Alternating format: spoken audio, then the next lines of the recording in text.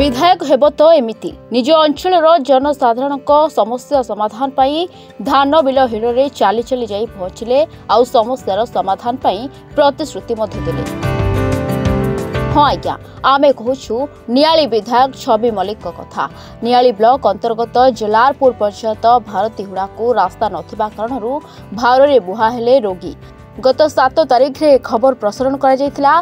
एहा परे action mode रे नियाली विधायक छवि मल्लिक आज ग्राउंड जीरो रे पहुंचवा सहित दीर्घ दिन लगी रही रास्ता समस्या किपरि समाधान हो पारिबो से दिगरे आलोचना करिसेंती विधायक। मो गोटे मीडिया रे देखिथिली जे जड़े डेलीवरी हाँपाई केमती कष्ट जाऊँच मु भी आश्चर्य हली जे जलारपुर भाया गोटे गाँ अच्छी जो एमती हो पारनी मुझे निजे आसी और से बिलरे से जो मुझे चलिकी आसुली मो जहाँ ये पारिपार्श्विक परिस्थिति देखिली ये सब जाक प्राइवेट जमी रही जहाँफल कि प्राइवेट जमी ना ब्लॉक ना एमएलए आड़े कि एमपी आड़े कौन जिनस देहबनी।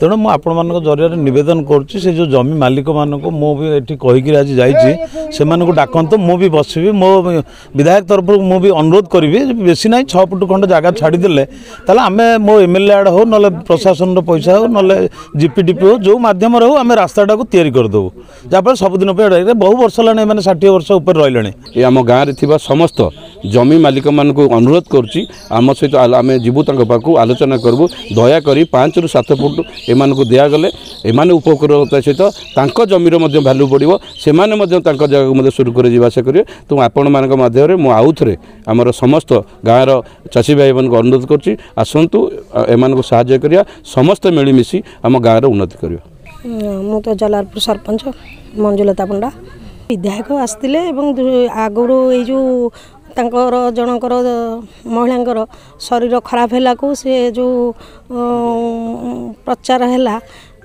ता भी आम देखीचु सब आपण मान माध्यम तेणुक आज से विधायक को डकई आम ये परिस्थिति निजे माने आसतु एवं उपभोक्त करूँ केमिति ये रास्ता हो पार। तेणुक एवं कथा कहीकि गले कि तुम लोक मान कन्वेन्स कर जिते दूर जाए से जो लोक हम रास्ता आम करदू। Niali Kajalkant Sahu report reporters today.